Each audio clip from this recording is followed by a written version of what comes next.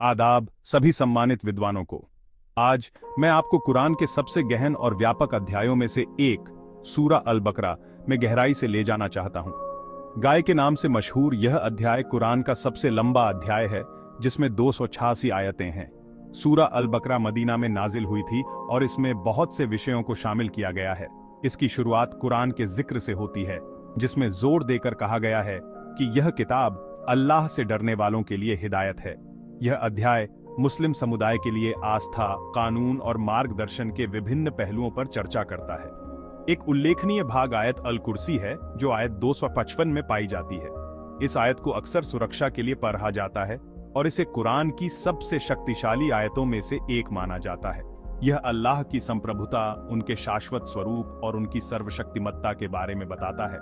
आयत अल कुर्सी पर चिंतन करने से हमें अल्लाह की महानता और उनके ज्ञान की गहराई का एहसास होता है। सूरा अल बकरा का एक और महत्वपूर्ण हिस्सा गाय की कहानी है, जिससे इसका नाम पड़ा है। ये कहानी आज्ञाकारिता और ईश्वरीय आदेशों पर सवाल उठाने के परिणामों का पाठ है। ये एक याद दिलाता है कि बिना किसी हिचकिचाहट के अल्लाह के मार्गदर्शन का पालन करने से आध्यात्मिक और सामुदायिक लाभ हो सकते हैं।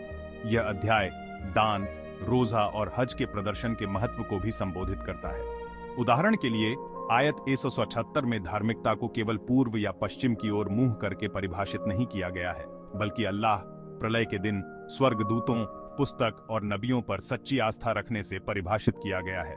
यह जरूरतमंदों की मदद करने, वादों को पूरा करने और विपत्ति में धैर्य का अभ्यास करने के महत्व पर भी जोर देता है। सूरा अल बकरा के सबसे गहन पहलुओं में से एक है मनुष्यों और अल्लाह के बीच संबंधों पर इसका जोर।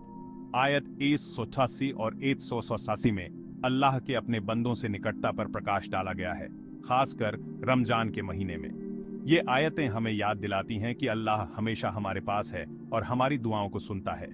इस अध्याय का समापन आयत 285 और 288 में एक शक्तिशाली प्रार्थना के साथ होता है, जिसे सूरा अल बकरा की अंतिम 2 आयतों के रूप में जाना जाता है।